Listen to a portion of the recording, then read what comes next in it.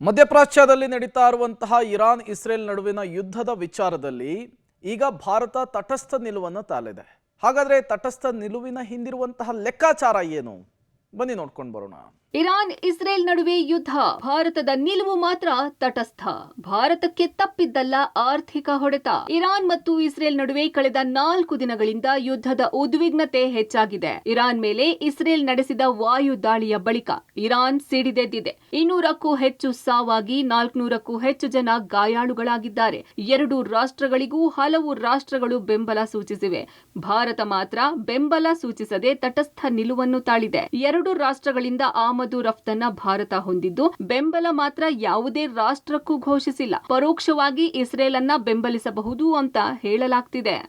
ಇನ್ನು ಭಾರತ ಬೆಂಬಲದ ವಿಚಾರದಲ್ಲಿ ಸ್ಪಷ್ಟ ನಿಲುವನ್ನ ತೆಗೆದುಕೊಳ್ಳಬೇಕು. ಇರಾನ್ಗೆ ಬೆಂಬಲ ಘೋಷಿಸಬೇಕು, ಇಲ್ಲ ಇಸ್ರೇಲ್ಗೆ ಬೆಂಬಲ ಘೋಷಿಸಬೇಕು. ಆದರೆ ತಟಸ್ಥ ನಿಲುವು ಸೂಕ್ತ ಅಲ್ಲ ಅಂತಾರೆ ನಿವೃತ್ತ ಯೋಧರು. ಡಿಫೆನ್ಸ್ ಇರಬಹುದು, ಬೇರೆ ಟೆಕ್ನಾಲಜಿ ಇರಬಹುದು, ಇಸ್ರೇಲ್ಗೆ ಕ್ಲೋಸ್ ಇದೆ. ಅಲ್ಲಿಂದ ಟೆಕ್ನಾಲಜಿ ಟ್ರಾನ್ಸ್ಫರ್ ಇರಬಹುದು, ಎಕ್ವಿಪ್ಮೆಂಟ್ ಇರಬಹುದು, ಮಿಲಿಟರಿ ಎಕ್ವಿಪ್ಮೆಂಟ್ ಟ್ರೇಡ್ ಇರಬಹುದು. ಸೊ ಇಸ್ರೇಲ್ಗೆ ಏನಂತಂದ್ರೆ ಇಸ್ರೇಲ್ ಜೊತೆಗೆ ಸಂಬಂಧ ಚೆನ್ನಾಗಿದೆ. ಅಂದ್ರೆ ಇಲ್ಲಿ ಏನಾಗ್ತದೆ ಅಂತಂದ್ರೆ ಒಂದು ಬಿಸ್ನೆಸ್ ರಿಲೇಷನ್ಸ್ ಬೇರೆ ಇರಬೇಕು, ಯುದ್ಧದ ಬಯಲಾಟ್ರಲ್ ಅಥವಾ ಇದು ಏನಪ್ಪ ಅಂದ್ರೆ ರಿಲೇಷನ್ಸ್ ಬೇರೆ ಬೇರೆ ಇರಬೇಕು. ಈ ಎರಡು ಕಂಬೈನ್ ಆಗಿ ಸ್ವಲ್ಪ ಏನಪ್ಪ ಅಂದ್ರೆ ಈ ಗವರ್ಮೆಂಟ್, ನಾನು ಹೇಳ್ತನಲ್ಲ, ಫಾರಿನ್ ಮಿನಿಸ್ಟ್ರಿದು ಇದೆಲ್ಲ ಇಷ್ಟೊತ್ತಿಗೆ 10 ವರ್ಷ ಕಂಟಿನ್ಯೂಸ್ ರೂಲ್ ಮಾಡ್ಕೊಂಡು ಎಲ್ಲ ಒಂದು ಅಟ್ಲೀಸ್ಟ್ ಎಷ್ಟೋ ದೇಶಗಳು ಯಾರು ಇರಲಿಲ್ಲ, ನಿಮ್ಮ ನೇಬರ್ಸ್ ಆದ್ರೆ ನಿಮ್ಮ ಸಪೋರ್ಟ್ಗೆ ಬರಬೇಕಾಗಿತ್ತು. So internationally foreign ministry most important ಇರ್ತದೆ. ಇಲ್ಲ, ಇದುವರೆಗೆ ನ್ಯೂಟ್ರಲ್ ಇದೆ, ಅವರು ಸ್ಟ್ಯಾಂಡ್ ಭಾರತದ ನ್ಯೂಟ್ರಲ್ ಇದೆ. ಮುಂದೆ ಏನು ಸ್ಟ್ಯಾಂಡ್ ತಗೊಳ್ತಾರೆ ಹೇಳಕ್ ಆಗೋದಿಲ್ಲ.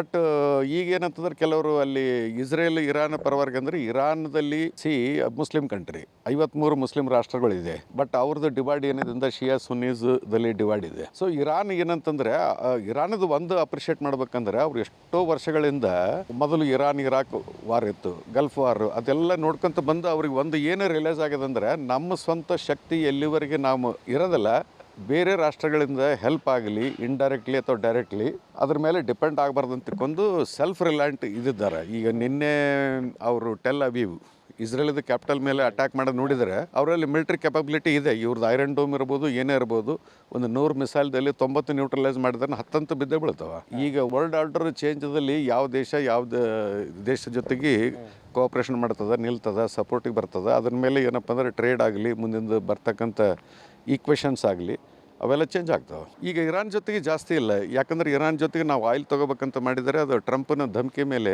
ನಾವು ಅದನ್ನ ತಗೊಳ್ಳಿಲ್ಲ. ಯಾಕಂದ್ರೆ ಆಯಿಲ್ ಭಾಳ ಚೀಪ್ ಮತ್ತು ಬೆಸ್ಟ್ ಡೀಲ್ದಲ್ಲಿ ಕೊಡ್ತಾ ಇದ್ರು. ಅದನ್ನ ಬಿಟ್ಟು ನಾವು ರಷ್ಯಾದಿಂದ ತಗೊಂಡ್ವಿ, ಯಾಕಂತಂದ್ರೆ ಅಮೆರಿಕದ ದಾದಾಗಿರಿ ಸ್ವಲ್ಪ ಇದೆ. ಇನ್ನು 2 ರಾಷ್ಟ್ರಗಳ ಮಧ್ಯೆ ಯುದ್ಧ ಆದರೆ ಆರ್ಥಿಕತೆ ಮೇಲೆ ಹೊಡೆತ ಬೀಳಲಿದೆ. ಯಾವ ರೀತಿಯಾಗಿ ಆರ್ಥಿಕತೆ ಮೇಲೆ ಹೊಡೆತ ಬೀಳುತ್ತೆ? ಬೆಂಬಲ ಕೊಟ್ಟರೂ ಸಮಸ್ಯೆ ಆಗುತ್ತಾ? ಬೆಂಬಲ ಕೊಡದಿದ್ದರೂ ಆರ್ಥಿಕತೆ ಮೇಲೆ ಹೊಡೆತ ಬೀಳುತ್ತಾ? ನೋಡೋಣ. ಭಾರತದ ಆರ್ಥಿಕತೆಗೆ ಹೊಡೆತ. ಭಾರತದ ಕಾರ್ಯತಂತ್ರದ ಆಯಾಮದ ಮೇಲೆ ಪರಿಣಾಮ. ಇಸ್ರೇಲ್ ಜೊತೆಗಿನ ಸಂಬಂಧ ಇರಾನ್ಗಿಂತ 3 ಪಟ್ಟು ಭಾರತ ಹೊಂದಿದೆ. ಭಾರತ ಇಸ್ರೇಲಿನ ಮಿಲಿಟರಿ ಉಪಕರಣಗಳ ಗ್ರಾಹಕ. ಕ್ಷಿಪಣಿ, ಡ್ರೋನ್, ರೇಡಾರ್, ಎಲೆಕ್ಟ್ರಾನಿಕ್ ವಾರ್ಫೇರ್ ಉತ್ಪನ್ನಗಳನ್ನು ಇಸ್ರೇಲ್ ಭಾರತಕ್ಕೆ ಆಮದು ಮಾಡ್ತಿದೆ. ಭಾರತ ಇಸ್ರೇಲ್ ಸಹಯೋಗದಲ್ಲಿ ಇರಾನ್ ಜಂಟಿ ರಕ್ಷಣಾ ಉತ್ಪಾದನಾ ಉದ್ಯಮ. 2019ರ ಬಳಿಕ ಇರಾನ್ ಜೊತೆಗಿನ ಭಾರತದ ವ್ಯಾಪಾರ ಭಾರೀ ಕುಸಿತ. ಭಾರತಕ್ಕೆ ಇರಾನ್ ರಾಸಾಯನಿಕಗಳು, LPG, ಪೆಟ್ರೋಲಿಯಂ, ಕೋಕ್ ಆಮದು.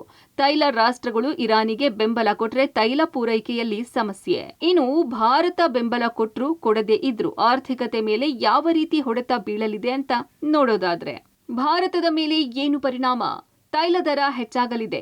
ಆಮದು ದರ ಹೆಚ್ಚಾಗಿ ರೂಪಾಯಿ ದುರ್ಬಲ, ಹಣದುಬ್ಬರ ಹೆಚ್ಚುವ ಸಾಧ್ಯತೆ, ಚಿನ್ನದ ಬೆಲೆ ಹೆಚ್ಚಾಗುವ ಸಾಧ್ಯತೆ, ಷೇರು ಮಾರುಕಟ್ಟೆ ಮೇಲೆ ಪರಿಣಾಮ, ಪೆಟ್ರೋಲ್ ಸೇರಿದಂತೆ ಹಲವು ವಸ್ತುಗಳ ದರ ಹೆಚ್ಚಳ. ಒಟ್ಟಾರೆ ಇರಾನ್ ಮತ್ತು ಇಸ್ರೇಲ್ ಯುದ್ಧ ದೀರ್ಘಕಾಲ ಮುಂದುವರೆದ್ರೆ ಭಾರಿ ಸಮಸ್ಯೆ ಆಗಲಿದ್ದು ಹೇಗೆ ಎದುರಿಸಲು ಭಾರತ ಸಜ್ಜಾಗಲಿದೆ ಕಾದು ನೋಡಬೇಕಿದೆ.